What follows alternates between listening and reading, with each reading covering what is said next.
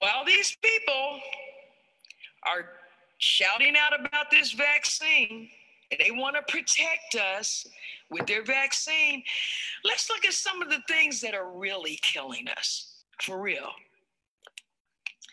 First of all, everything killing us emanates from our 66 trillion-year-old rebellion against Allah and our recent rejection of his plan for our salvation given to us first from the Honorable Elijah Muhammad and now Minister Farrakhan. Long before there was COVID, there was another pandemic, that's what I said, that is killing us at a much more alarming rate than any coronavirus could ever do. This is from an article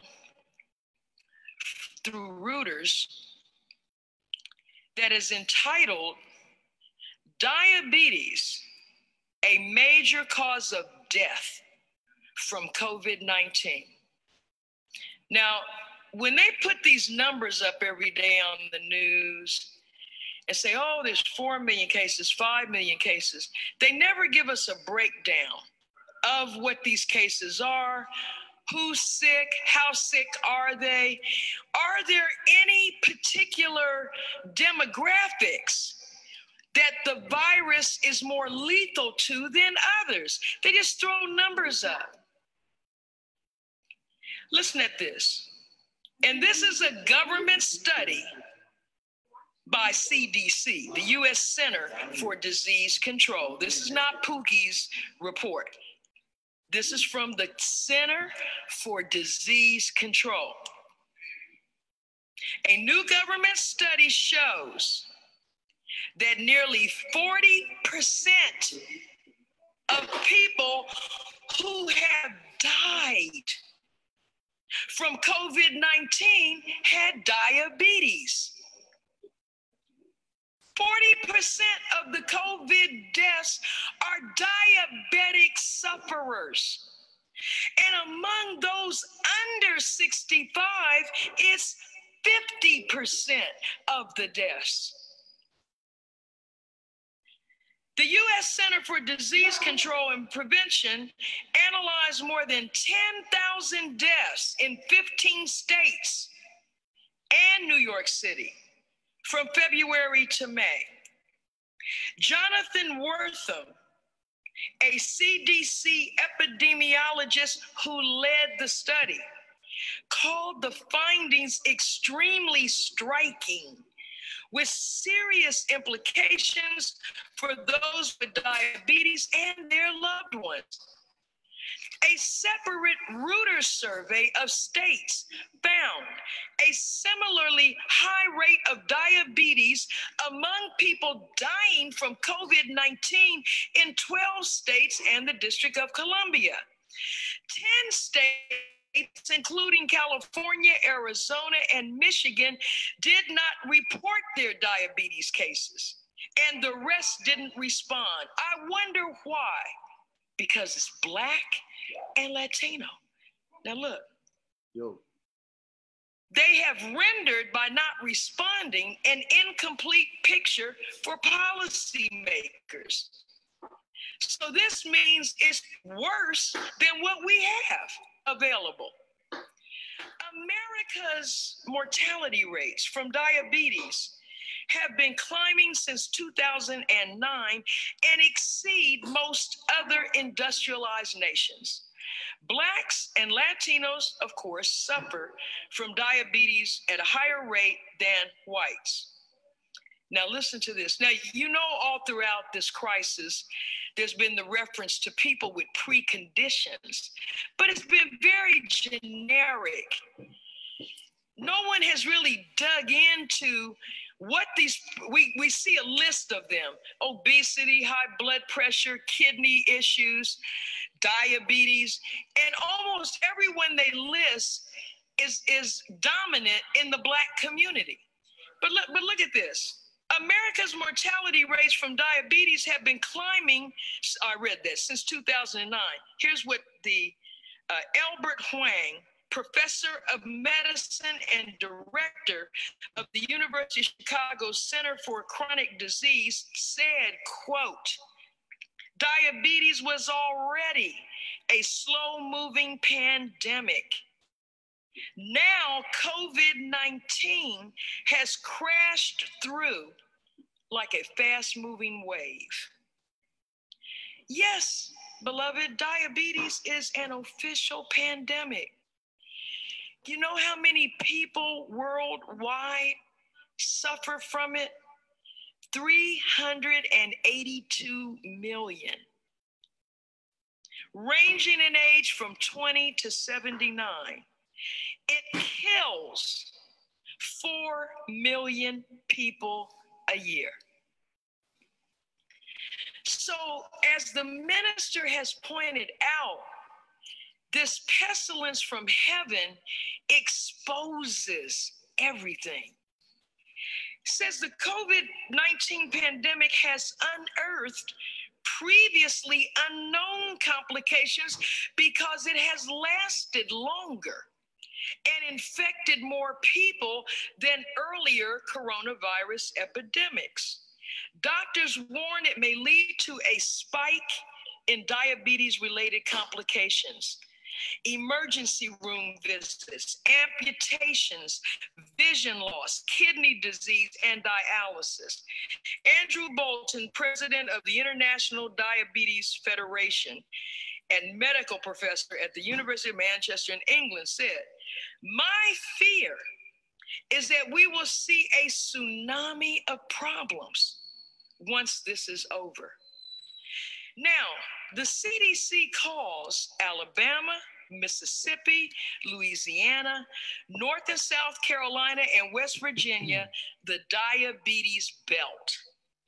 Alabama has the highest percentage of adults with diabetes, and they account for 38% of all COVID-related deaths through June. And because of this pandemic, in-person appointments that are needed to manage the disease have been canceled. And the high cost of insulin has forced people to keep working, risking virus exposure so they can pay for the medicine. In 2003, during the coronavirus outbreak called SARS, more than 20% of the deaths were diabetic. See, they saw this coming, the government, but it's you and me. See, genocide, criminal action can also be the result of inaction.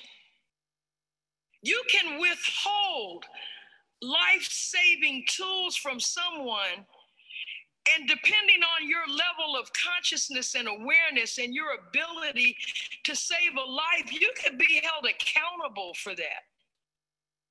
So, what is going on in this crisis, in this broken healthcare system? Many of these deaths are from related indirect causes that are not being acknowledged. SARS, during that outbreak, 20% of the deaths were diabetic. When H1N1 came along in 2009, diabetics were hospitalized 3 times more than others. And in 2012, 8 years ago, when MERS, another coronavirus, emerged, 60% of patients who went into ICU or died had diabetes. Why?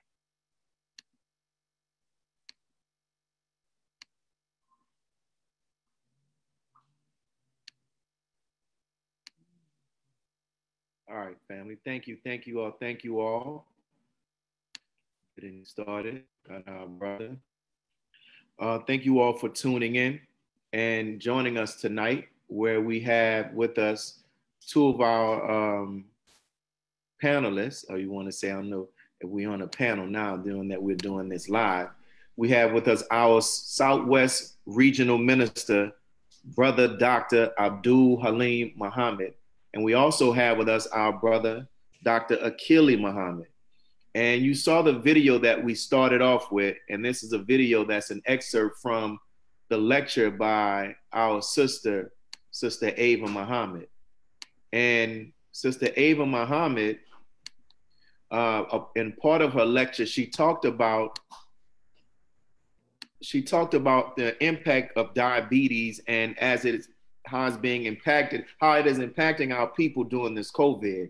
So tonight we have two of our panelists with us. We want to talk about this pandemic and these underlying causes, but we also want to give solutions, both spiritual, medical, political, social, and everything. So thank you, brothers, both of you all who are actually on. We appreciate you for taking the time out for to participate in this. Like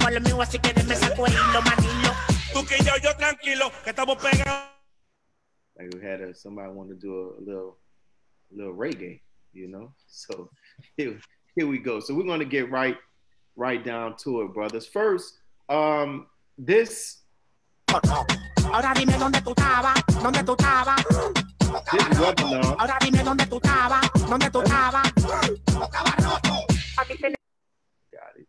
webinar was actually being put on by the Southwest region. And I'm going to ask our student minister, Brother Abdul Haleem, to talk about the Ministry of Health, but he has it another name that he gave, and he'll explain why. So, Brother Dr. Haleem, can you share with us more about the purpose of this VWNI and the significance of this ministry during this time?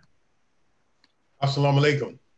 In the name of Allah, the beneficent, the merciful, I bear witness there is no God but Allah. I bear witness that Muhammad is his messenger. First of all, thank you, Brother Student Minister Willie Muhammad, for you utilizing this technology. I didn't mind the little reggae music. That was all right. Thank Allah for my brother Dr. Akili Muhammad, wonderful brother, and we're going to really get into it. The Honorable Minister Lord Farrakhan said to myself and to other student ministers, he said to us regarding the local organizing committees, the ones that started up in '94 to organize the historic Million Family March in 2000, Millions More Movement 2005, and of course the Justice or Else, which was 10-10-15. He said to us, don't let the LOCs die. These LOCs, the local organized committees, are not the mosque. They're how we interact with the people in the community who don't necessarily believe what we believe, but do believe in justice, do believe in freedom, do believe in equality. Part of the 9 ministries, really 10 ministries, but 10 ministries that were introduced at the Millions More movement, really before that, but let's say prominently on a world stage, were the ministries as we know them. They're found at NOI.org. But when we introduced these ministries, Brother Willie, especially the Black people, somehow, some way, if we're talking about a Ministry of Agriculture, instead of about somebody sitting down and say, okay, well, how are we going to grow some tomatoes, pick the tomatoes, market the tomatoes, feed the tomatoes to my people? Somebody want to get up and start preaching about tomatoes. So ministry, we really don't understand the concept of ministry as being a unit of government, a service to the people. So going back and forth over all the years, having fits and starts and failures and successes, but never letting the LOC die here. So a sister named Sister Maddie, Sister Aisha, that's in the mosque, that over the past few years, really on her own, she has prepared and fed at least 150,000 meals, particularly in some of our food insecure areas. And so what we did was, under the LOC, the umbrella of the Justice Health Local Organized Committee, we organized what we call the Victory, the initials that you're using is the Victory Wellness and Nutrition Initiative, which is a combination actually of the Health and Human Services Ministry function and the Ministry of Agriculture function. And so this is how we're beginning to organize the assets in our community. Our problem isn't that we don't have, as the Honorable Elijah Muhammad said, do we have the successful men and women for self-government? He answered the question himself. Yes, we do. And we do in the community, but too many times we take what is called a needs-based approach, Brother Willie. Needs-based approach, meaning we always going out what we don't have. We talk about what we don't have. instead of doing the job of trying to organize the professionals and the minds and the assets that we do have, the individuals, the associations, and the institutions that already exist, organize those so that we can leverage those assets to get what we need. So this is what we have attempted to do. We call it the Victory Wellness and Nutrition Initiative. And last year, before COVID-19 broke out, we served over 7,300 meals. This was done through the mosque and through the local organized committee with the help of churches and other people who come and participate in the local organized committee. And it also kind of spread to the rappers who we've organized under the Ministry of Arts and Culture function. It's called the Artists Respecting Community. And they've gone out and done promotions like 50 rappers, 50 meals. And they've gone out and prepared meals. And then they've gone out and they fed people in food challenged areas. So that basically is it in a bean shell, brother. Yes, sir. And thank you for those remarks. And as I said to those who are viewing, we also have our brother, Dr. Akili. And Dr. Akili, in the article that Sister Ava was speaking on, she talked about how 40% of the deaths of the people who have died from COVID had the precondition of diabetes. And she said it also states in this article how Blacks and Latinos have the higher rates of diabetes than others here in America. So this is a two-part question. Can you briefly explain to those who may not really understand, one, what actually is diabetes? And the second part of the question, from your medical expertise, why do you think that Blacks and Latinos suffer from it at a disproportionate rate? Yes, sir. First of all, thank you, brother, for the opportunity to serve. I really appreciate it. In the name of Allah, the Beneficent, the Merciful, I bear witness there is no God but Allah. I bear witness that Muhammad is his messenger. For those of you hearing that for the first time, it just allows me to have God preface my statements and that they are true and honest and removing my ego and arrogance. To say something brief about what is diabetes. Most of us on this call probably can remember when we were 17, 18, 19, 20, 21. And typically in medicine, we say that people are finished growing between 19 and 21.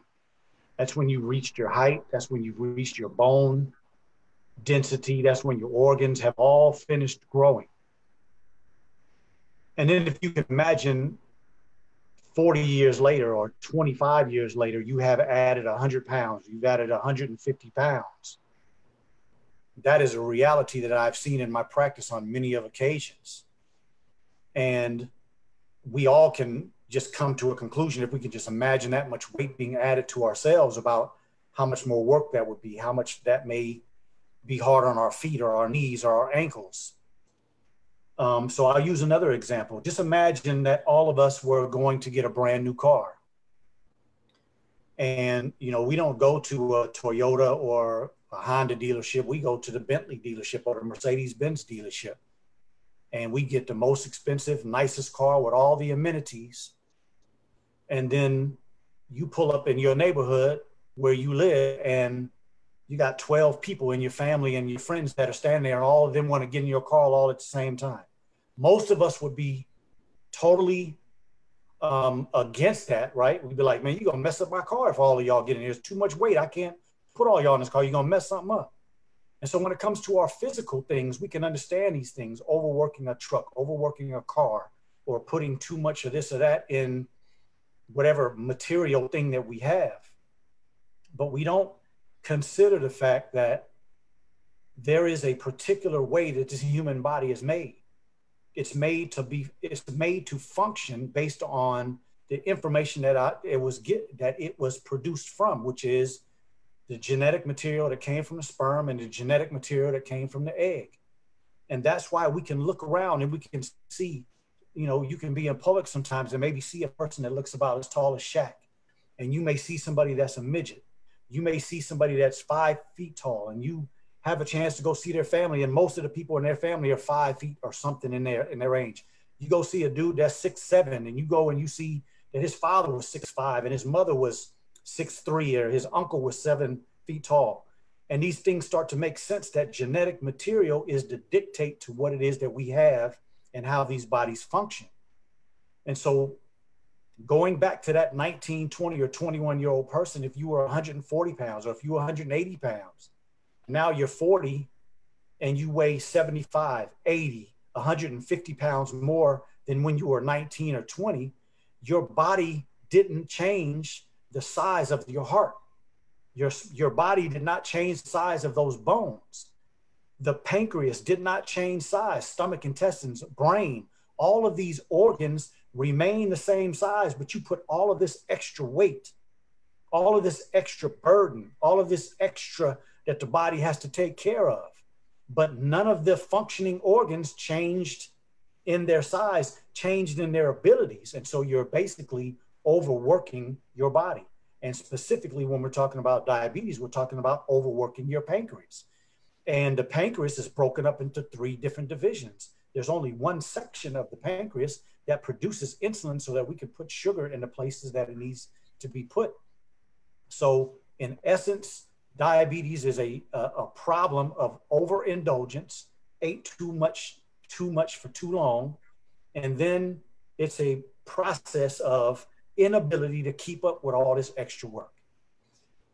Second question, you asked about why is it that this is destroying our communities? It is, I would say, primarily because we have come away from the type of diet and the type of dietary habits that we had as indigenous people. Once we were influenced by a European diet, a European ideology, we started eating outside of the things that were indigenous to us, that kept us healthy for trillions of years. And yes, I did say trillions, because indigenous people have been on this planet Earth for trillions of years. But yet we now put potatoes and cereals and a lot of yams and potatoes and rice and other foods, and especially the ones that have been bleached, the white foods, the white salt, the white sugar, the white pasta, the white flour. When you have these denatured, bleached foods that have no nutrients left in them, and then you're overindulging with that and you're overburdening your body by all this extra weight, your body is malfunctioning because it is malnutritious. It's malfunctioning because there's too much weight, and it's malfunctioning because the thought process of how to take care of it has been turned upside down. And so the Black and brown community is being destroyed because we haven't followed, number one, the guidance that we should be following. But then secondly, we're expecting that we can do whatever we want to do, take care of these bodies in any old kind of crazy fashion, but then I'm going to solve the problem with this pill that you give me. I'm going to solve this problem because you give me a shot. And I haven't even evaluated if I'm a spiritual person that this shot was made from a pig or any other animal. So, I mean, again, I'm just talking about that mentality of doing wrong year after year after year, not taking care of yourself, and then expecting some magical, theoretical, fantastic reality to solve your problems. Those are the things that we have to change, brothers and sisters. And I pray that at the end of this show, if nothing else, you just come to the conclusion that it's time to work. And I mean work like you work for everything else in your life. It's time to work for your health. If you are a diabetic, you are at a very high risk during this pandemic, this plague that we're dealing with right now. And let me just take the ethereal thing out of it, because some people think that that's just false. Well, in the Black and brown community, because of diabetes, heart attacks kill more Black people and brown people than this coronavirus ever will. I don't care what the numbers get to, you'll still have more heart attacks that kill people this year than coronavirus. You'll still have more people wind up on dialysis because of diabetes this year. Well, let me not say that. There'll be a whole hell of a lot of people that will wind up on dialysis. Let me put it that way.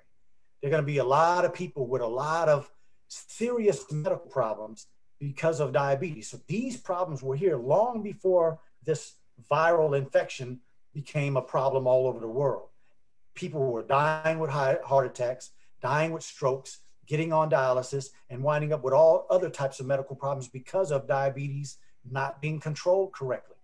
And now what is happening is now we have another added stress, another potential devastating reality that could happen to a person with diabetes. And I'm sure we're going to get to some of that later in the show. But the main point that I'm getting to is if you are a diabetic, it's time to put in the work to solve the problem. Don't be like your aunties, your uncles, your aunts, your grandmothers, your mother, your father, getting diagnosed with diabetes in your 30s or 40s, taking medication for the rest of your life, and you still die taking the medications for diabetes. Obviously, that's not the answer.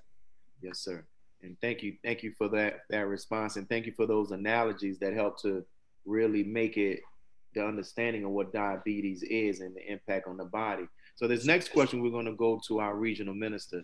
You know, Brother Regional, personally, even with myself with this COVID thing that I try to manage how much news that I watch on it, because it's constantly these number of deaths, these numbers of deaths, right? And I can imagine how that can be very overwhelming to people. So from a pastoral standpoint, from your perspective, what guidance can you share to those who are viewing to help us to not become overwhelmed with anxiety and grief, dealing with, you know, the constant news reports of people dying, or even relatives or coworkers that we know are dying? Like what could you tell them? Okay, so beloved, the Honorable Minister Louis Farrakhan tells us that you and I, Brother Willie, are student ministers. So that means we must take the posture of being a student. And the posture of being a student, he says in Closing the Gap in his discussion with Brother Jabril, is that one of the main characteristic of a student is humility, is being humble. And as we approach our coming into the mosque, sometimes we call it the nation, but this coming into the mosque, we take up actual facts in a student enrollment, which simply says to us is that being a student, being humble, we approach the knowledge and we approach education differently, because the 21st century challenge, the new educational paradigm, is rooted at the center of God. So as Brother Akili started, and I started, in the name of Allah, the Beneficent, the Merciful. What I've done is I have appealed, or one would appeal, to the one who created us. That's right. Therefore, it's like reaching into your glove compartment and getting the owner's manual out when you go to God.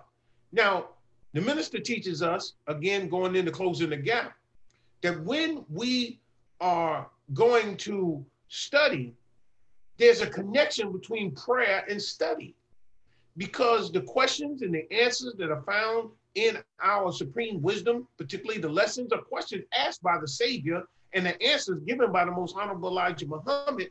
And we have to approach it with prayer first, so that we show proper reverence for the author of those questions and the one who's grown into godhood, who answered the questions. Now, going back to the core of your questions and going back to what Dr. Akili said to us, the brain and the body have genetic material that go back to he said trillions of years, so that means it goes back to the originator of the heavens and the earth. We are direct descendants of God himself. So why wouldn't we understand the connection between the heavens and the earth, our thinking, and the effect it has on our body? There are 9 systems in our body controlled by our brain, the 10th system, just like there's the sun in the middle of our solar system controlling the 9 planets. So if our thinking is full of anxiety and grief, lack of strength, laziness, cowardice, niggardliness, right? And we're being stressed out because of debt and the oppression of men, then what happens is that this brain produces certain chemicals. If you're happy, you feel light. If you're sad, you feel down, and your body and your tone scale reflects that. So the brain has an impact. So you're watching the news. All these people dying. You full of anxiety. Your bills are due. The restaurant that you worked at is closed down. You don't know where your next paycheck's coming from. All of that stress has an effect on your immune system and makes you as susceptible, if not more susceptible. It adds to your susceptibility to these infectious diseases that invade the body. So prayer is necessary. Meditation is necessary. The ability to look beyond yourself and your own problems and see a greater world and take the focus off of yourself to go and have a change of environment. So I'll give you an example, brother, and I'll close this point. This past week has been a very stressful week for me as a pastor because of a tragedy that's taken place in our community. It not only affected the believers and their family, it affected me as their brother and as their minister and as their pastor. So after all was done and we did our pastoral duties in terms of janazah and services and whatnot and words of comfort and lifting up the family, I had to go somewhere. So there was a change of scenery. My assistant minister thought enough of me to invite me to a kind of a seaside resort just for a few hours. And I was down by the seashore, watching the ocean coming in and out in a change of scenery and listening to the seagulls and taking the focus off of myself and looking at the vastness and beauty of God's universe. And we stayed there till the sun went down. And because we were somewhere where there wasn't city lights blocking out the stars, we were able to see all of the stars. And it took the focus off myself. And I saw the vastness of the universe, and it helped me personally, because who pastors the pastor, who counsels the counselor, who doctors the doctor? It's the ultimate pastor, the ultimate counselor, God himself. So it's very important that we include prayer and meditation in all of our prescriptions that Dr. Akili, a medical doctor, is going to prescribe tonight. Yes, sir. So for those who are listening, recapping what the minister said, that taking time for ourselves, that prayer, that change of an environment, that can help us not to become overwhelmed, So thank you for those words. So, Brother Dr. Akili, the next question is to you. In addition to you being a medical physician, you're also a believer and a practitioner of the dietary program known as How to Eat to Live. So can you share with those who are watching what actually is How to Eat to Live, for those who may not know? And can you give some examples of what those books cover and how that information can be beneficial at a time like this? I know I didn't stack like 3 questions into one. Yes, sir. Well, for anybody that is not aware, How to Eat to Live is a 2-part series. Book 1, book 2, 116 pages, 192 pages. I'm sorry, 119 and 192 pages. I would say that just briefly, for those who haven't heard my story, I practiced medicine after all of my training for 7 years and was frustrated with the medical community that I was involved in and felt like at one time was the greatest thing for people. But after not having the type of experience that I was expecting, I wanted to see people walk out of medical problems, solve their problems, improve, and not have to take medications. But the system isn't just made that way. One day after a frustrating day in the office, I went home. This book looked like it was doing like this to me. And I sat down and started reading it. And in book 1, in the first 30 pages, it talks about solving diabetes without medication. What? What the hell is this man saying this? Chronic diseases can be solved. What? I've never heard a physician in all the years I've been studying and grinding on this mission, did I ever hear anybody say that? And then the statement that was like really just the slap in the face was that fasting is the cure for 90% of our ills. At this point that I'm talking about, I am in debt $250,000. And in 2 books that cost me $5, I got the answers to what I was looking for since the day I said I wanted to be a physician, which my mother said was when I was 4 years old. Wow. So it was shocking. It was a blow. After all those years and all that money, Just 30 pages changed everything. And of course, I didn't believe it at first sight. I questioned everything. Man, how the hell could he tell me after all these years in school about what I know? And then I started experimenting with myself and with my patients. And since then, it's been pure heaven using this as my foundation versus the stuff that I was taught. I'd like to just read something real quick if you all don't mind. Wait. Here's one of those statements that blew me away. And might I add that I was very angry that I had spent all those years and all that money. And then this book made everything make sense. But that's the way Allah works. If I hadn't gone through that, I would not probably have the ability to help as much as I do, because there was some benefit to that education. But there also is a highly economic driven part of that system as well. So here's a statement on page 159 of book 2. He says, if you are a sugar diabetic, stay away from sugar, for sugar will make you a diabetic and you will never know that you have it until you indulge in too much sugar and starchy foods. Eat more protein foods and eat more fish and that which water produces of life other than scavengers of the water. We have scavengers out there in the water and we have them on the land. Stay away from that kind of animal or life that lives on nothing but filth itself. And do not be a slave to your eating desires. Be the master of what you should eat and do not allow the desire or hunger to be the master. So the two very, very, very, and I would say probably 3 or 4 or 5 or 6 very important points, but for this conversation, very important points. Being a diabetic is 100% dependent on what you put in your mouth. Let's start there, because those of you who go to physicians and they don't change your eating habits, but just a few statements like stop eating starches and do this, that's not good enough. You have to have the type of information that you need to go to work, get to an investigation, start assessing and evaluating what it is that you're doing every day that causes your sugar to be 235. Why is it 137 one day and 250 the next day? Why is it sometimes you go all the way up to 425 and then sometimes it doesn't move at all? Have you ever stopped and evaluated what's the difference in what you did that day that produced that reality? We got to get back to understanding what's happening with this body. The second thing he talked about was eating more protein foods. Why protein foods? Because most protein foods don't have a lot of sugar. But bad proteins will make sugar slowly rise. I did so much experimentation with my patients, that I am for sure that the meat, which the Honorable Elijah Muhammad tells us we shouldn't eat, he says meat is bad for us. And we should have a goal of becoming a vegetarian. That's his words. Meat will eventually make your sugars worse. Meat is a large part of why we have so many diabetics in the Black and brown community.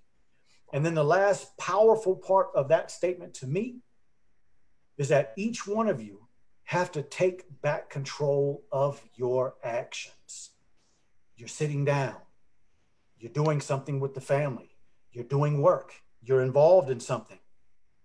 Somebody mentions food, a commercial comes up about food, something shows up on your computer or your phone about food, and now you're hungry? You weren't even thinking about food. Take that control back.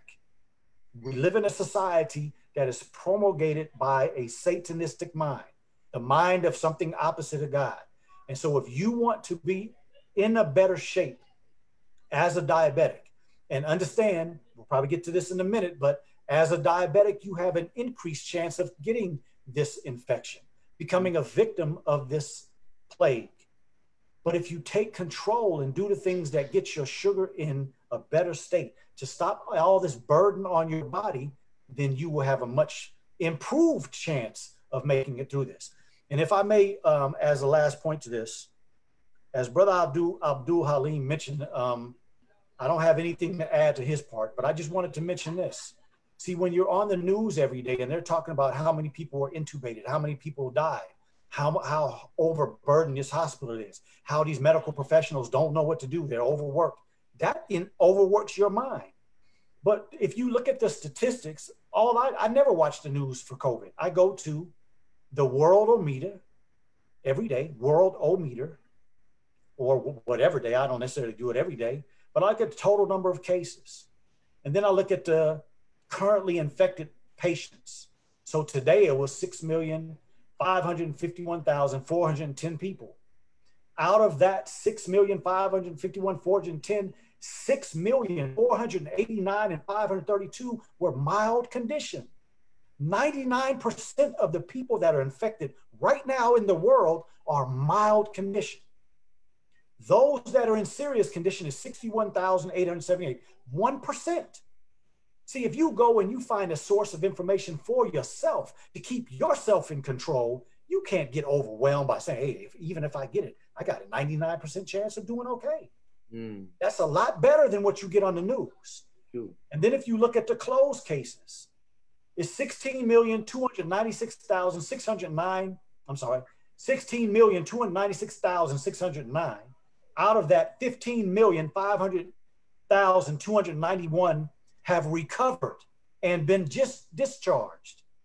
7,906,318, or 5% deaths in the world. So your chance of getting the infection and dying from the infection is 5%. And you betting people would take those odds any day. So my only point is, find a good source of information, keep up with the current events, but stop allowing our enemy. The daily news is your enemy for sure. They don't tell you anything that is news, and they tell you everything that is propaganda. How can I prove that? Because in the United States in 2020, so far, we have lost 170,000 people approximately to the coronavirus. Do you all realize that we're already at probably 600,000 or 700,000 people that have died from heart attacks?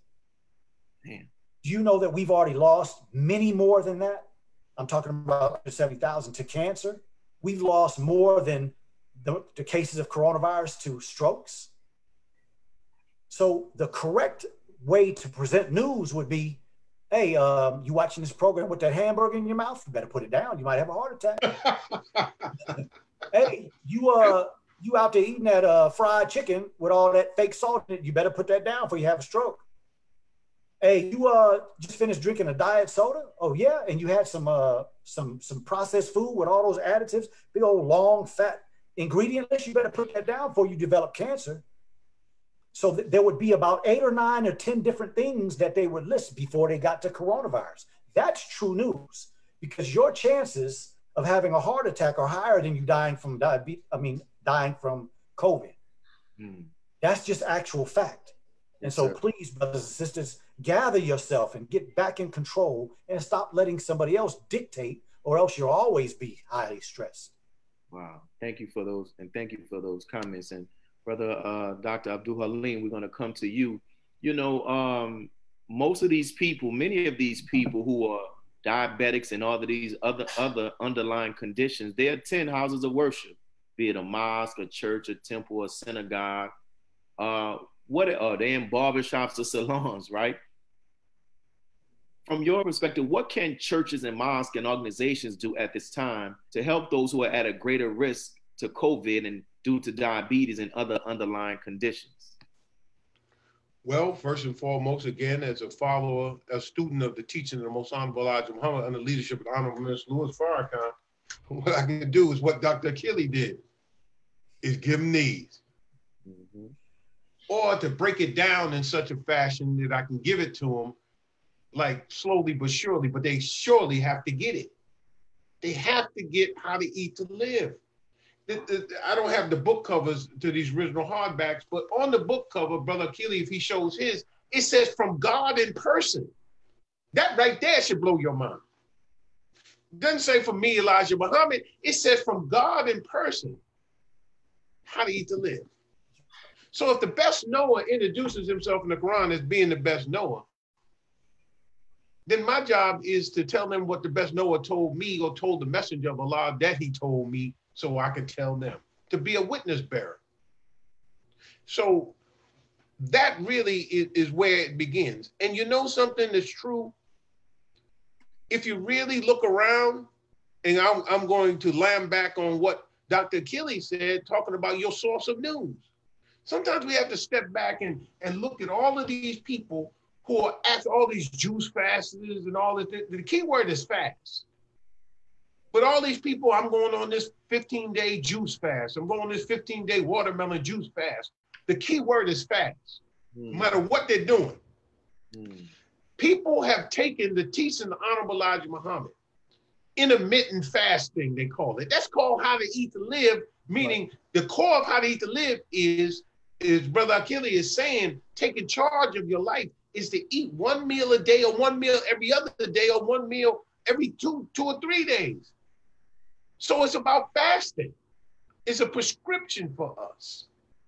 So the point is that if you really look around and you listen closely enough, you'll find out people are practicing aspects of how to eat to live. The so-called vegan and all this stuff that's hitting us, all this eating all this kale, even though how to eat to live tell you against kale, all this soy-based foods and all this kind of stuff like that.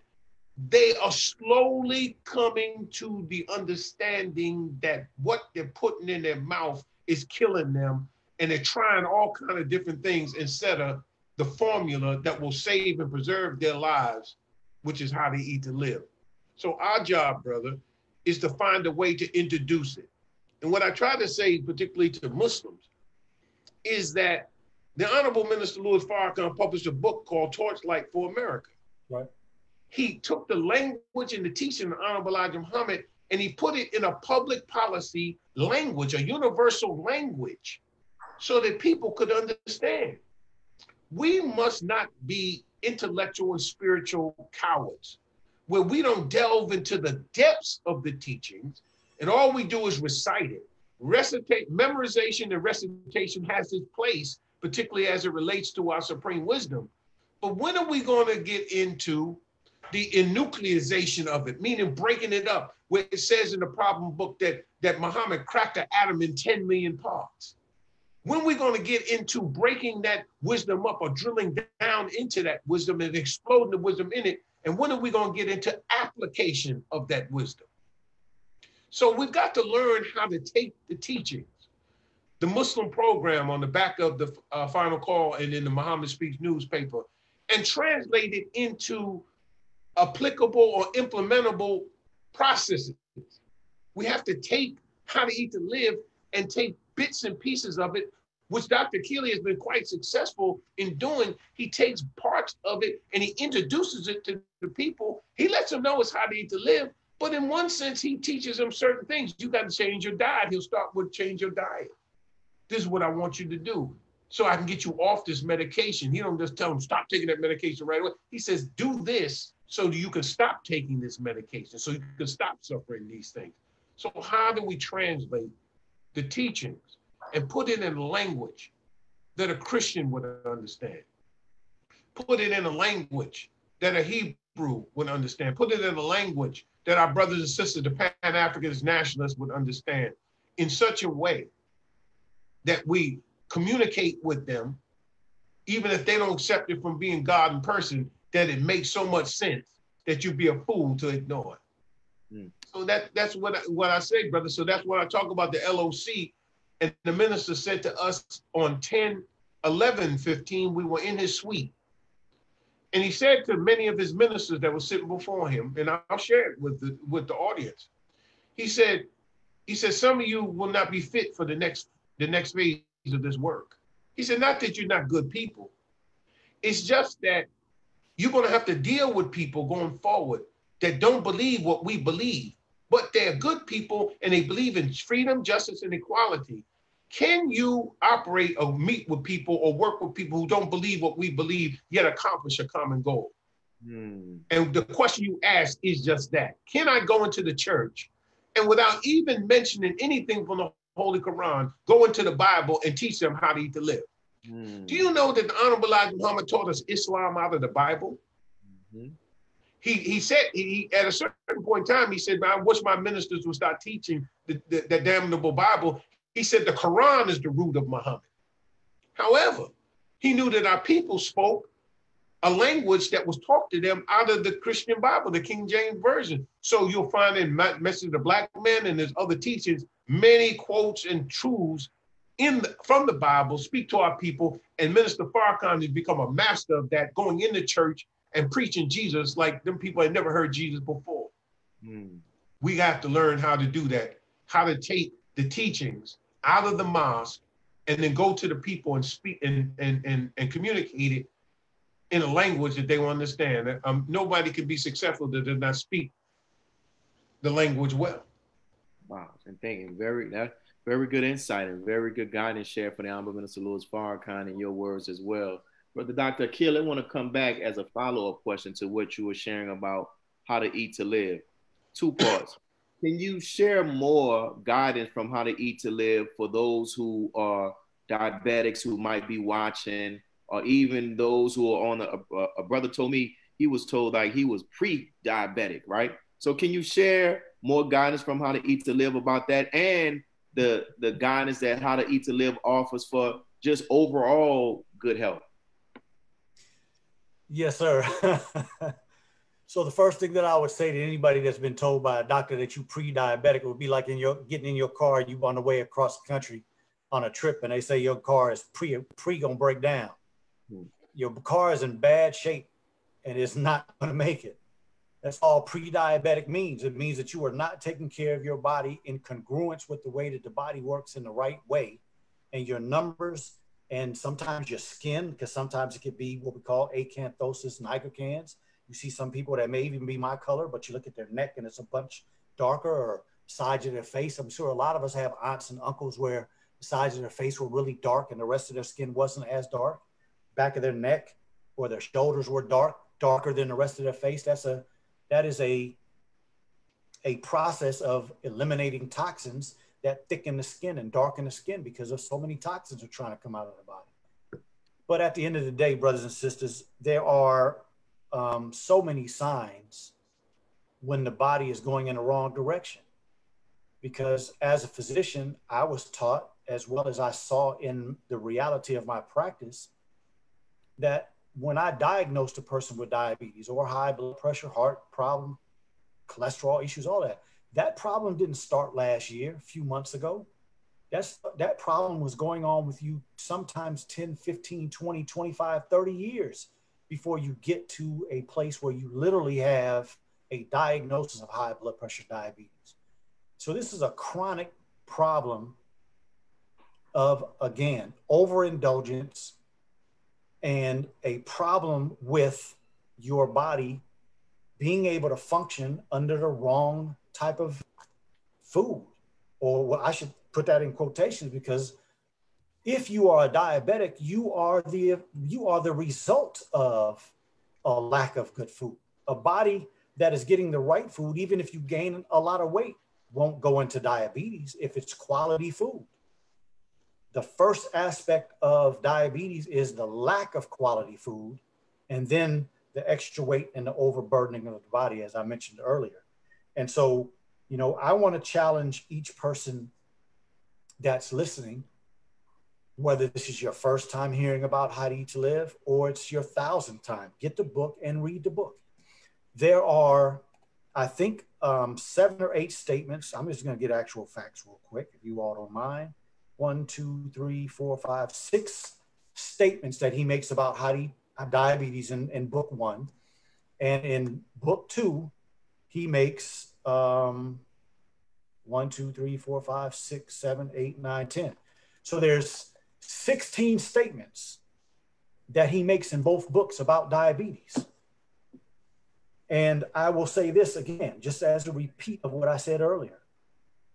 If you are a diabetic and you've been diabetic for 5 years, 10 years, 15, 20 or more years, are you getting better with the medicine that you're taking? Or have you started on a medication and then they added a medication because your sugars didn't do better, and now you're taking a shot? Or now you may be taking two shots. You can take the one shot that's long acting, and then you take a shot when your sugar goes up. That's like a dog running after its tail. That makes absolutely no sense for you to eat whatever you want to eat, and then you start running after sugars. Oh, it's 250. Let me take 5 units. Oh, it's 175. Let me take 2 units. Oh, it's 350. Let me take 20 units. Oh, damn, I took too much. Now I'm going short. I'm shaking. I got to take something to bring my sugar back up. That is absolute insanity. And you are going through that on a regular basis because you haven't stopped and slowed down and come to the conclusion that it's crazy. I don't mean to hurt anybody's feelings, but I didn't come here to play with anybody tonight.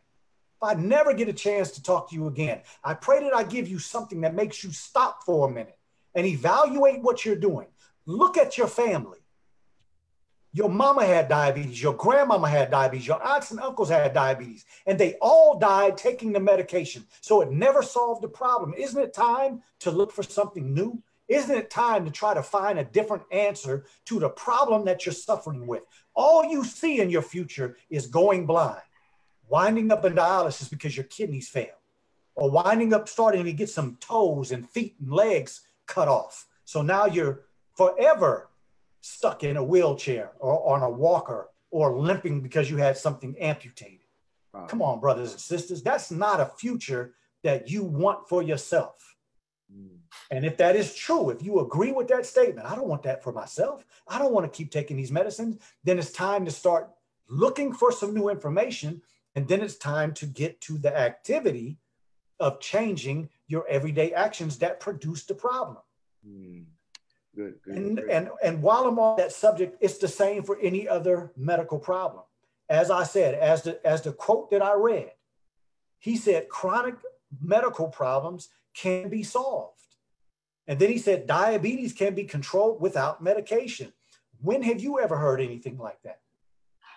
When have you ever heard a statement that if you eat one meal every day of the best of foods, and you fast 2 or 3 days every month, at the end of the year, you will not have enough germ in your body to cause you to be sick more than 1 hour? That's a statement that the Honorable Elijah Muhammad makes multiple times in these 2 books.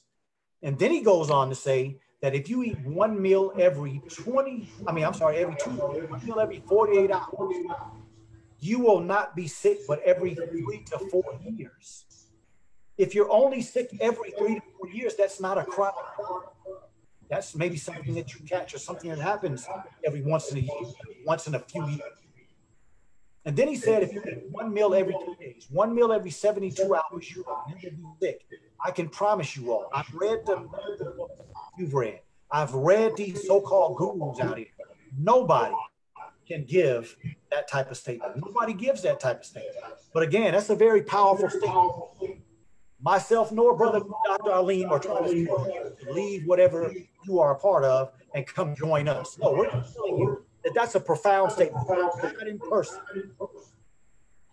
If you know another book, if you know another book that can give those type of guarantees, tell me what it is. But all I want to do is allow you to receive this plate from me, is that if you are a diabetic, you are at increased risk of having a difficult time making it through the plague. Isn't it time to try something different? Thank you. I know somebody, if you're watching it on Facebook as well, you might want to turn your volume down. We're starting to get feedback. So if you open up a Facebook account, you're starting to get feedback. So before, there's some people that have submitted questions. Before we go into the question, I'll ask this. This is Dr. You have a background in urban planning, and the media reports are talking about how the infrastructure of the essential their structure, especially the healthcare system. And Brother Akili, you can respond to this as well after Dr. Haleem. So from your perspective as an urban planner, what does these manifestations of these mean for the future of America? Well, Brother Will, if you allow me to share my screen, I'm going to share some screen if it'll allow me to do so. Go ahead. And so, the Honorable Elijah Muhammad says to us, make your own neighborhoods a safe and decent place to live. But what is a neighborhood? So, in the 1920s, 29,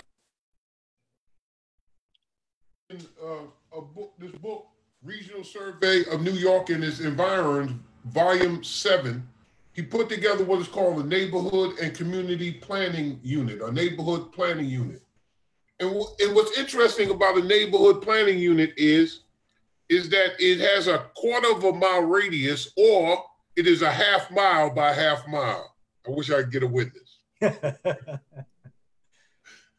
But when you study it, all of the so-called great Western planners, the one Daniel Burnham, who planned the city of Chicago and the Magnificent Mile that we visit when we go up to Savior's Day, it's a very well-planned, master-planned city. But in the master plan of the planning unit, if you notice, look in the middle, you see what he points out is a community center. All of these architects and these planners bear witness that this is called a Mesopotamian model, which is a euphemism for Northeast Africa or the Asiatic world where we came from. At the center of the neighborhood, at the center of the community was the temple, the mosque, the church. When we knew that this new man was coming on the planet, we had to have some place. We didn't have no churches and whatnot. We worshiped Allah because we knew who he was or had an idea who we were. And so we didn't have churches and cloisters and synagogues and temples and all. We didn't have all that. But eventually in the time in Mesopotamia, again, talking about where we come from, that so-called Middle East, in the center of that so-called neighborhood is, in this case, they say a community center, but it's really an elementary school. And it's a 1/2 mile by 1/2 mile, surrounded by major thoroughfares, and you have these interior collector streets. Now, what I'm pointing out to you in terms of giving you an idea of what a neighborhood is and what's in it and what's on its exterior and what's on its interior is just for this purpose.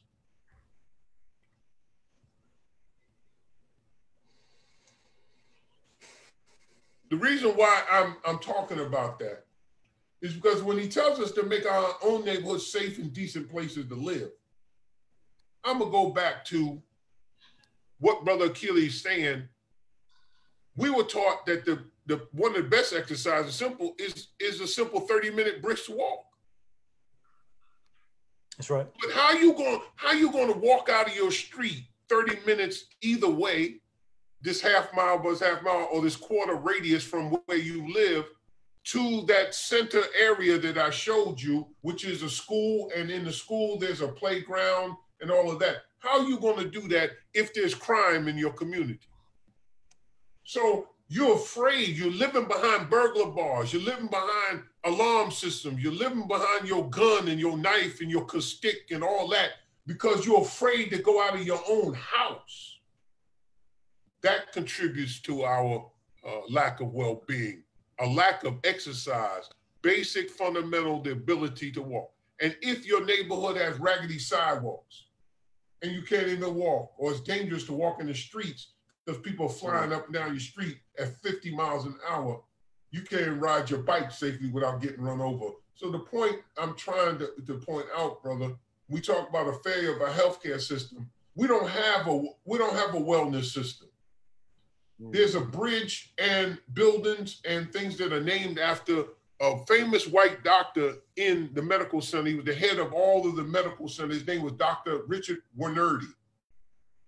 And he said when we were planning a commuter rail system from what is called a Fort Bend or Sugar Land or Missouri City area to the medical center, because when you did a survey, most of the people that worked in the medical center lived out in Fort Bend County, which is a suburb of Harris County. And we have the largest medical center in the world in Houston. He said these words at this meeting. He said, we don't have a wellness system. We have a sickness system. Wow. It floored me because he's admitting that the expansion of the medical center is based upon operating on people and drugs. It's not about preventive medicine. It's not about what Dr. Akili is trying to get across to us, that the simple solution is that we're digging a grave with our knives and our fork, with our teeth. That's right. But also what's contributing to it is being sedentary, being locked in the house now due to COVID-19. Some of us are going stir crazy. We're getting cabin fever. And we're not going on walks. We're not going out shooting no ball. We're not doing anything. So what I want to say is, beloved, that the real solution is separation, mentally, spiritually, and physically. That's right. And to build our own community, whether it's on this model, which again is our model, at the center of it would be, say, Mosque Mariam, with a school attached to it. And then a row of businesses that we go to where we do our shopping, and we have our houses, whether they're multifamily, single family, around, but the call of prayer is made and we could walk to the mosque within 5 minutes for the second call of prayer. Does that make sense? That's right. When I went to Turkey, they had the same model, but just about in every corner, like you got a convenience store in every corner in America, they had a masala where you could pray. And when the call of prayer was made, in a grocery store, in a department store, there was a place to wash up and a prayer room. Everywhere in Turkey that I went. So my point is, brothers and sisters, is that we have to adopt. Islam is not a religion. Islam is a lifestyle. That's right. We have to adopt a lifestyle that is congruent with our own survival and sustainability. And so the healthcare system that we have here is a so-called medical system. It's not a real medical system. It's a so-called medical system.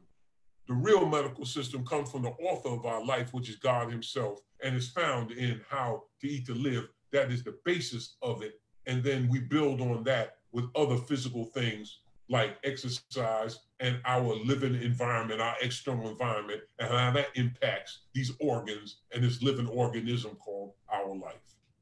Wow. Thank you. And so thank you for that, brother Dr. Abdul Haleem. So brother Akili, a question that somebody asked was, that most of our communities are in, they call them food deserts. So we're talking about how to eat to live. How should somebody navigate that environment, right? But they have access. They don't feel like they have access to foods. Well, I mean, anybody that comes to that conclusion would be accurate in their assessment. We don't have quality access. But I wanted to just read a definition real quick. The definition of apartheid. One definition says, in South Africa, policy or system of segregation or discrimination on grounds of race. Well, hell, that's certainly in America too, not just South Africa. Segregation on grounds of other than race. And then there's another definition down there that says separateness, the state of being apart, literally aparthood. So right now, those who follow me on my show, we're reading a book, and we're discussing a book called Medical Apartheid. I suggest everybody should get, because this book gives the proof, the documented historical proof of what Dr. Haleem just finished saying. There is no equality, justice, or freedom in this country. If we want that, we're going to have to seek it and go out and get it ourselves. I have been saying since early 2000s that Black people need to gather themselves together in groups and go shop in white neighborhoods. Because I've known for at least probably 30 plus years at this point that there was no quality food in Black neighborhoods. And so there's not just a food desert in our parts of the community where it's not a grocery store. If you go to the grocery stores in the Black community, it's a food desert because everything in there is garbage. I have personally talked to the truck drivers at Grocer Supply in Houston. And I'm sure that any of you that live in other states or other parts of the world could go and talk to those drivers, and they'll tell you just like those Grocer Supply drivers told me. Their trucks are broken down in zip codes, and the best of foods are put on their trucks last, so that they deliver to the rich neighborhoods, rich white neighborhoods first, and the garbage and the scraps and the stuff that everybody else picked over is left at the front of the truck. And that's the last stop, and that goes to the Black neighborhoods. I'm not talking theory. I'm not talking what I believe. I'm telling you what I've seen, proven, and have the testimony of the truck drivers themselves as additional proof. I used to do grocery store tours all the time in the 2000s in Houston. I used to go rent a bus myself and take bus loads of people to the Black neighborhood. We would walk through the grocery store so I could help them understand the science of what a grocery store is. A grocery store is not made for your benefit. A grocery store is made to make money. The business principle of our enemies is to make money. It's not to feed you. It's not to make you healthy. It's not to make you wealthy. It's not to make you educated. It's to make money. And if you go out and you evaluate the things that you're hearing on this show tonight and try to make your own evaluation assessment, come to your own conclusion, you can do that. That's my conclusion. And so today, I still work on a regular basis in some of the worst neighborhoods in Houston. And I see mothers that the last time I saw them, they were talking about they couldn't afford to feed their children, but yet one of their babies has Jordans on. I see people telling me, I don't even know what I'm gonna eat today, but you got a brand new Gucci belt on. So you wanna walk around and look Gucci, but food is just whatever's gonna fill up my stomach. So ultimately, as I said before, I love my people. And so when I say things that are critical of us, it's not to put us down, it's because we have to change. We have to prioritize what makes most sense. I'd rather see Black people all over the neighborhoods around this country walking around in shoes that cost $2 and they got holes in the bottom, but they got navy beans and some cauliflower and some good milk and some good fruit on their table to eat rather than looking a certain way. So as a community, we're gonna have to start prioritizing, putting our money towards what's gonna keep you alive. And what you dress like, what you drive, where you live is not what's gonna keep you alive. It's going to be the right type of food.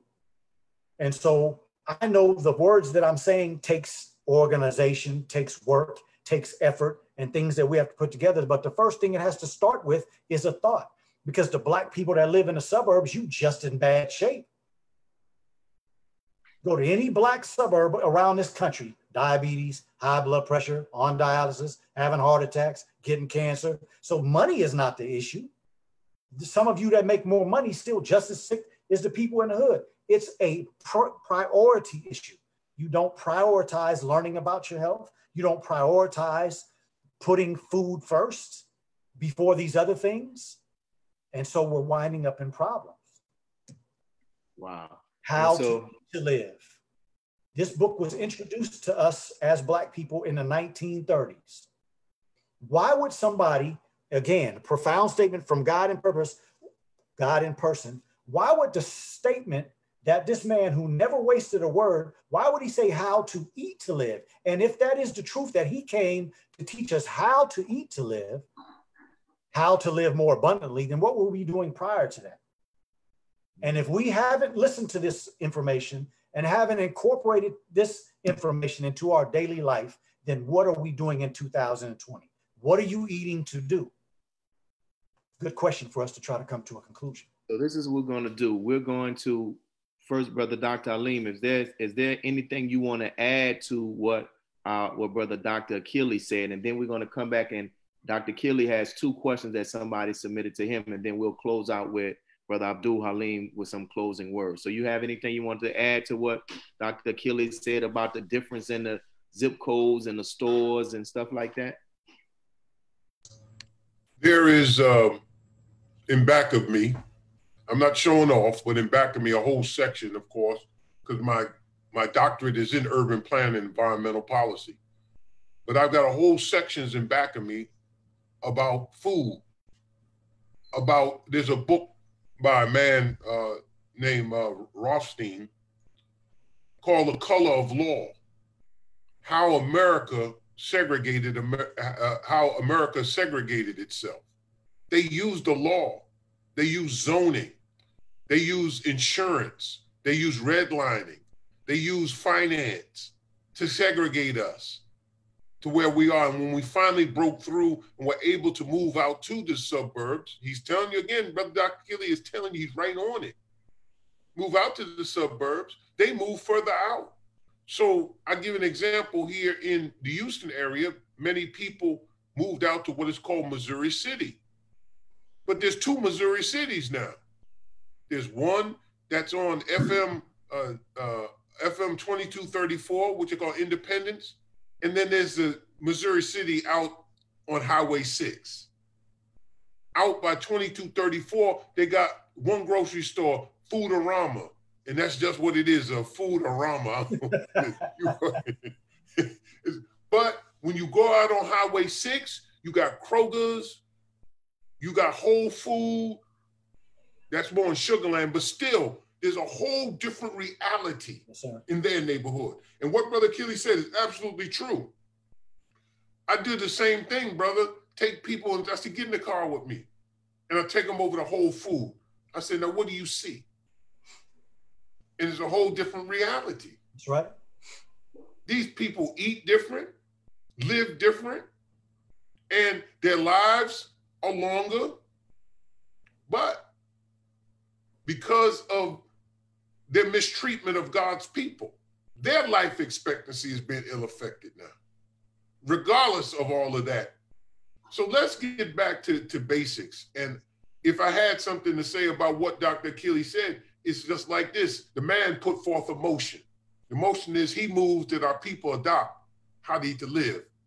And a good motion can never be carried if it's not seconded. So I second that motion. Now all we need to do is call for the question and the vote. Will we adopt how they need to live? That's the motion on the floor. Thank you.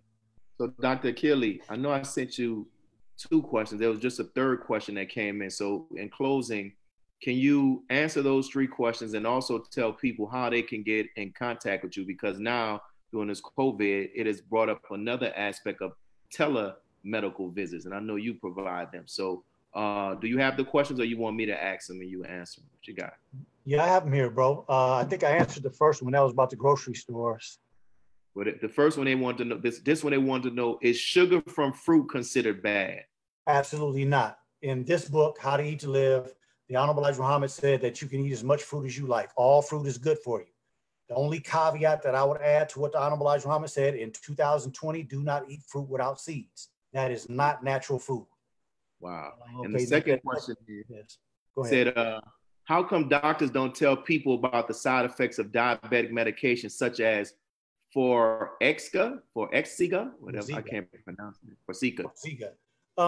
Well, my answer to that would be, brothers and sisters, I'm not your average person. I'm not your average doctor. When I was practicing medicine in that industry, I was never giving into the type of things that was part of their system. There would be drug reps that would come to my office sometimes and they would hand me medication, say, hey, this medication is the best medication on the market for such and such. One in particular was Prevacin. Y'all remember the little medicine that used to be on television in a pink box? They have a little picture of the stomach on there. They said that that medicine was the best medication that any race or any ethnicity or any male, female should take.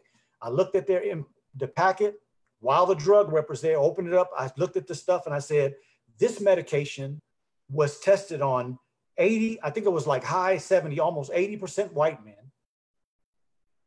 3 or 4% black people, like 5 or 6% Hispanics, about 2 or 3% Asians, and then it said others. And so I told him, man, I said, the only logical thing that should come out of your mouth is that this medication is good for white men. It's not even, it doesn't even say this is good for white women because you didn't study it in white women. But how many doctors do you all think question drug reps like that? See, when you go to medical school, the first 2 years, you sit and read from night after night after night. It was drudgery. I promise you all, I probably averaged 2 to 3 hours of sleep a day for 2.5, 3 years.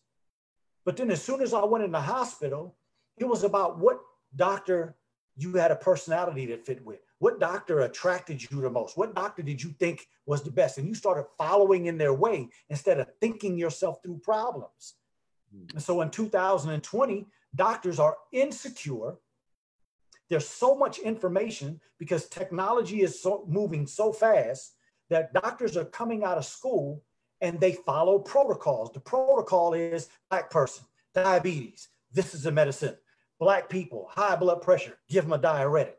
Protocol after protocol after protocol. Doctors don't read. Doctors are stressed the hell out. Doctors have about 7 minutes per patient.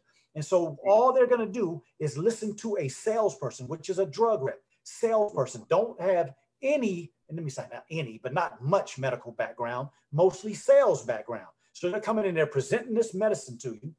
And if you listen to the commercials on television, you know it ain't no damn good for you. But the drug rep is going to talk your doctor into giving you this pill. And a lot of times, this medicine like this one here, this diabetic medicine, the reason why so many doctors are using it is because a side effect, you hear me? A side effect of the medication is to cause you to lose weight. Now, supposedly you want diabetics to lose weight, and I would agree, but I don't want you to lose weight from the medication. The medication is killing people. Medicine is causing all kind of diabetic ketoacidosis. So the reality is that what each and every one of you that is a diabetic need to do is start asking questions. If a physician hands you a prescription, why am I taking this? How long am I going to take it? How long am I going to take this? What is this supposed to do to help me? How long am I supposed to be taking this before I can get off of this and get better? You start asking those type of questions, most of these doctors will kick you to the curb, and maybe that'll be your blessing. Wow. So someone asked this question, brother, Dr. Akili, before we close out. They said that they were surprised when they read in How to Eat to Live books that the Most High Elijah Muhammad said no beans for diabetics. That's according to their reading. They said, is the panel familiar with that? I really like the navy bean soup. So just salad and vegetables for diabetics and eating the same foods every day. So is he saying that if they're diabetic, they can't eat navy beans? No, that's nowhere in How to Eat to Live. I promise you all, I read this book. Book 1, I'm on my 17th time. Book 2, I'm on probably my 12th or 13th time. It does not say anywhere in How to Eat to Live that a diabetic shouldn't eat beans. I just finished mentioning the section where he talked about eating more protein. Every diabetic that I have eats navy beans. Every diabetic that I have, I suggest to eat navy beans with every meal.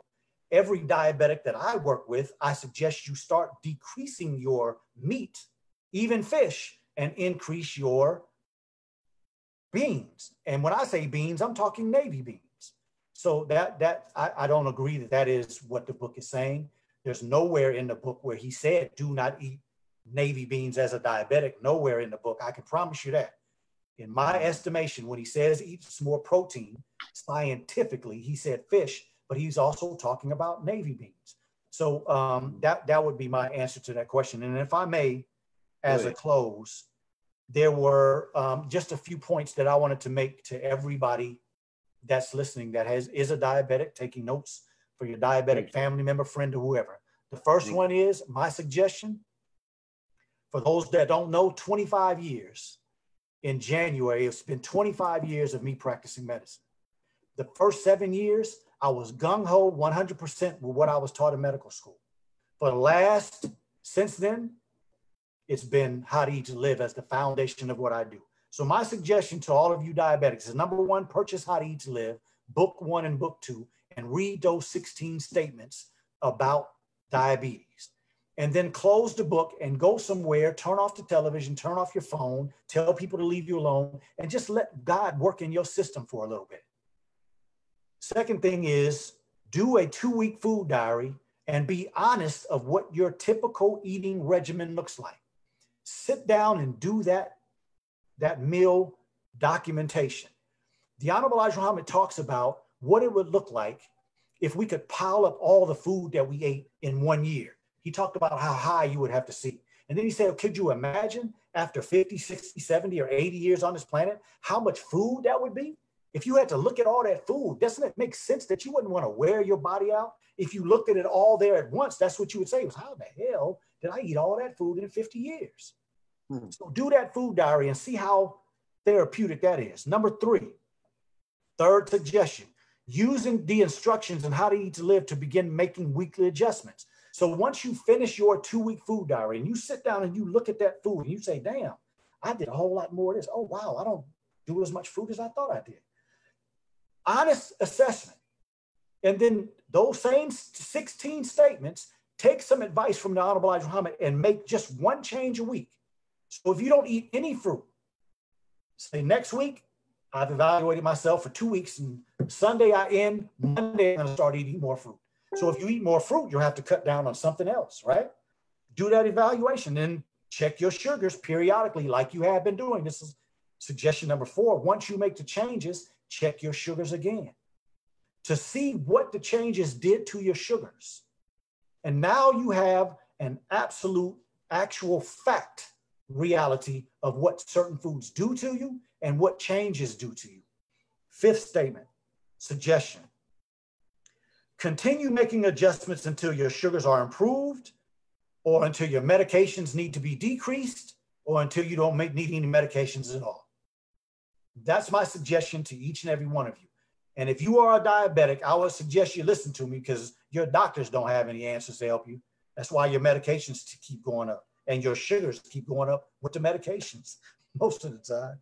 Last one, if you need help, reach out. Dr. Akili, you can reach me at 832-429-4576. Again, that's 832-429-4576.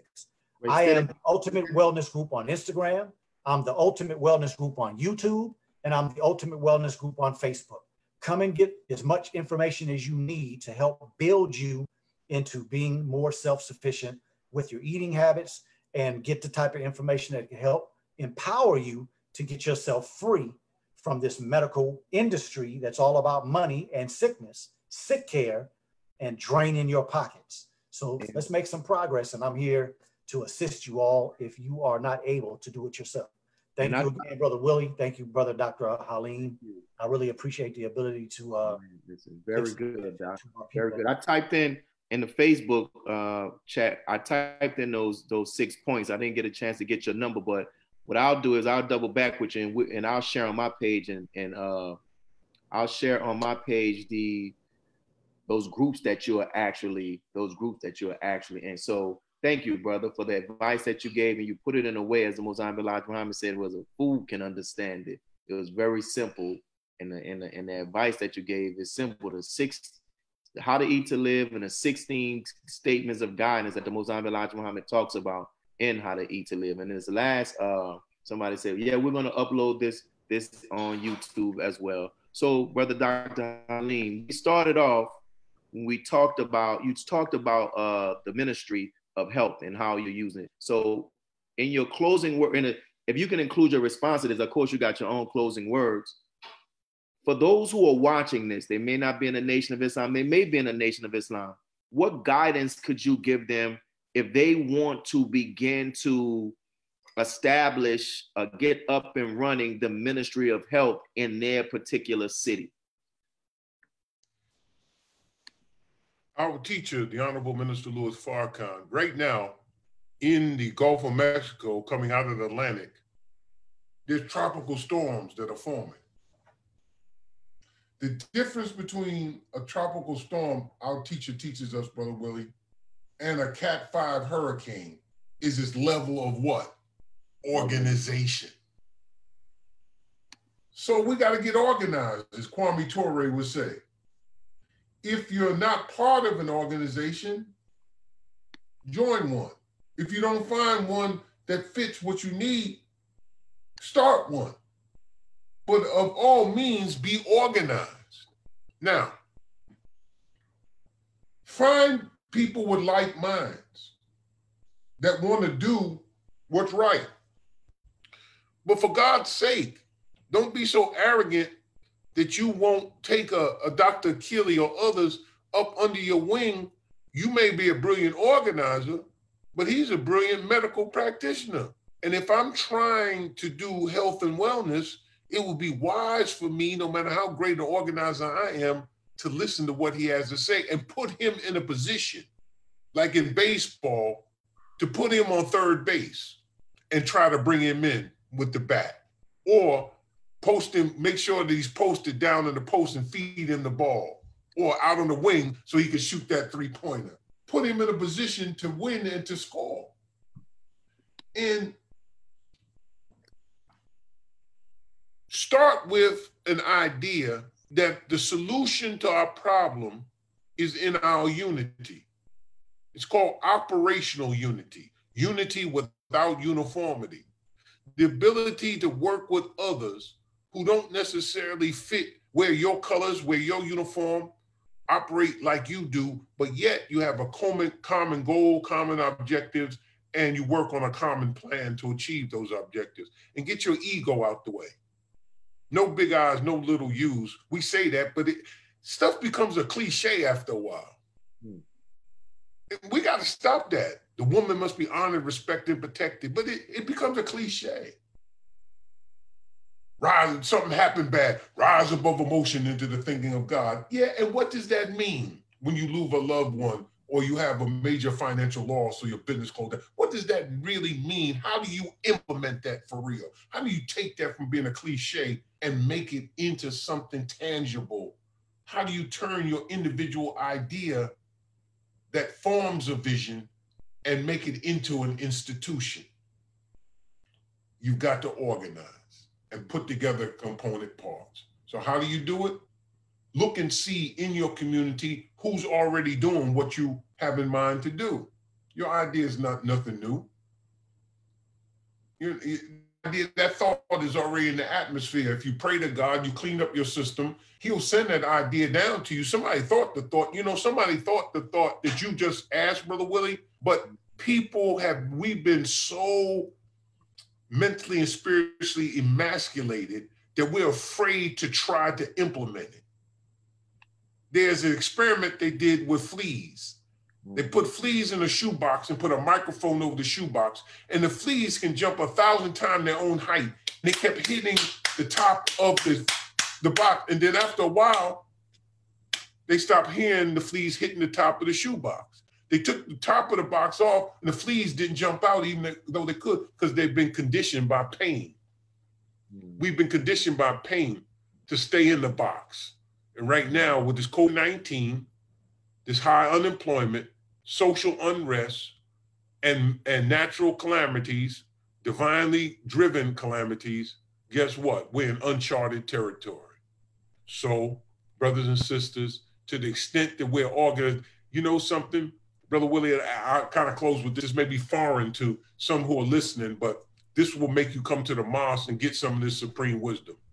In our student enrollment, actually as an urban planner, I love our student enrollment because it has demographics in it. So here we go. What is the population of the original nation in the wilderness of North America and all over the planet Earth? The answer is 17 million. With the 2 million Indians makes it 19 million. All over the planet Earth is 4,400,000,000. That was at that time in the 1930s. And then he asked, what is the population of the colored people in the wilderness of North America and all over the planet Earth? 103 million, and all over the planet Earth is 400 million. What he did and demonstrate to us was the original nation outnumbers the colored people 11-1. So the old African proverb says, they draw circles. Brother Akili talked about apartheid. They drew a circle to keep us to keep us out. And what we can do is draw a bigger circle to keep them in. If we expand our thinking and know that we're a global people, we're citizens of the world, that the planet Earth, the whole planet Earth, is ours. When you start thinking like that, that is freedom, that is justice, that is equality. Our enemy can't give it to us. It's not in his nature to give it to us. We want freedom, full and complete freedom. We want justice, equal justice under the law. We want equality of opportunity. Okay, good. You think he's going to give it to you after 465 years? Have we gotten it yet? No. It's something we have to give to ourselves. So in essence, what I'm saying is that in this short period of time, as students of the teaching of the Honorable Elijah Muhammad and under the Honorable Minister Louis Farrakhan, we've literally given you something, some food, some information you can use and begin to implement. Find people who are doing what it is that you want to do, unite with them, and if that's not sufficient, then go out and start something for yourself by all means, get organized. Thank you. And there's the person came back and they gave a page number of where the Most Honorable Elijah Muhammad was saying about the beans. So that's we want to deal with that. So, Brother Akili, you looked at it. What is the guide? They're saying that on page 54 on How to Eat to Live, it talks about no beans for diabetics. I think that's book 1. Says that? That's what they posted. They said I apologize. Page 49 and page 50 in the bottom of How to Eat to Live. Right. So I just took a look at that. I see the statement about diabetes is on page 49. And then at the bottom of 49, going into 50, it says, some doctors will tell you that you have low sugar, but just tell them that you will have high life in you. Do not eat potatoes, beans, and bread. Eat vegetables. You may eat chicken if it is raised away from filth. Yeah, I mean, I could see how somebody could come to the conclusion that means don't eat navy beans. But, you know, I mean, all throughout this book, he talks about how good navy beans are for you. When I read that statement, I'm thinking he's talking about the other type of beans, which such as lima beans, black eyed peas, pinto beans, black beans, red beans. All those beans have a higher amount of starch than navy beans. And that's why the Honorable Elijah Muhammad told us not to eat those other beans, because of their starch content, as well as other things like anti-nutrients and the fact that they cause a lot of gas and are very difficult to digest. But the navy bean has a perfect balance of nutrients, very similar to the human body. And I'm not going to sit here and argue that I know what the Honorable Elijah Muhammad is saying better than you. If that's your evaluation of what he said, I don't have anything to say in contrary to that. I look at that statement, as I just said, and as I said previously, every person that I've ever worked with, some that have made a lot of progress. Quick story. I had a very good friend of mine who was in a hospital, called me. His sugars were in the 400s. The doctors wanted to put him on medication. He called me and he asked me. And first thing I asked him was, bro, who do you believe in? He said, what do you mean? I said, that's an easy question. Who do you believe in? He said, Master Prophet Muhammad, Honorable Elijah Muhammad, Minister Farrakhan. I said, well, have you read How to Eat to Live? He said, no. I said, I suggest you go into How to Eat to Live, look at the statements that Honorable Elijah Muhammad made, and then let's get to work. Get out the hospital and let's get to work. He has not been on medication. That was about 4 or 5 years ago.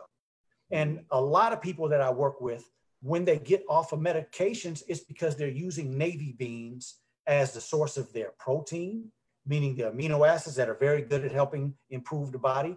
And it helps regulate sugars very well. And in addition to that, it is something that doesn't cause all of the fluctuations of sugars like these other foods, like meats and these other starches. And a lot of these other beans, you see high spikes in sugars when people eat those type of foods. So that would be my response. And if that person is dissatisfied or wants to discuss with me more, just reach out to me. Reach out to me by my telephone number or through one of my sites.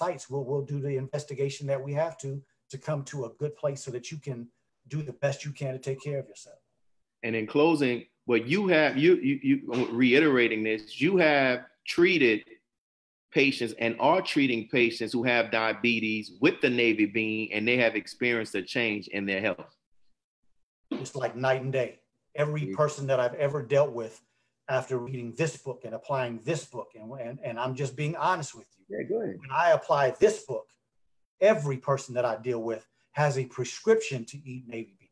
That's a prescription that Brother Akili suggests to every person that reaches out to me when they have a problem. And diabetics do, like night and day better than what they were doing prior to using navy beans. It is a beautiful food. It is almost a complete food. And that's what I would suggest to that person. Reach out to me, let's have a discussion, and let's try to find a place that you can make some improvements. Because if you're not eating navy beans as a diabetic, that means you're going to some other source for your protein. And more than likely that source for your protein is probably adding to the problem. Thank you all. So brothers, thank you all for your time, and thank you. And I think this talk is really beneficial. Like I told Brother Dr. Abdul Haleem, the response to it on social media was amazing. And I think we're going to see more people that's going to watch it in the replay. And then when we put it on YouTube as well, more people, they're going to find some great insight. inshallah, we'll see how we can build from this. So thank you all. Thank Brother you for Willie, Brother Willie, can I say one last thing? Go ahead. I didn't get a chance to mention, brothers and sisters, the reason why diabetes is so hard on the body is because the typical person that winds up with diabetes is eating poorly quality foods. So the bad food, the high starches, is a depletion of the body's immune system. The other thing that happens is that sugar, when it's running around in your bloodstream in high amounts, it is literally destroying blood vessels and nerves. So it's damaging the body. And so if the body has all of this work that it needs to go and try to repair, and now you have a virus running around you or bacteria running around you, all that extra sugar feeds it. Just the same way sugar feeds the body, sugar feeds infections. But when sugar feeds the body, it's in a regulated system. When things are done the right way, when you get diabetes, now you're outside of regulation. And that's what causes the body to be in such a disarray and so out of function and so out of pocket that these infections can overtake your body real quick. And if anybody, again, is interested in more information specifically about diabetes, I did a show just a few weeks ago. It's on my YouTube. It's on my Facebook channel. Please reach out, take a look at it, and then send me questions if you have any questions. I want to make sure that you all have the ammunition to improve yourself and make it through this time that we're going through in this plague. So thank you again, Brother Willie and Dr. Abdul Haleem, to be a part of this show. And Dr. Haleem, you wanted any, how can people get in contact with you, Dr. Haleem? I'm on Instagram as A. Haleem Muhammad.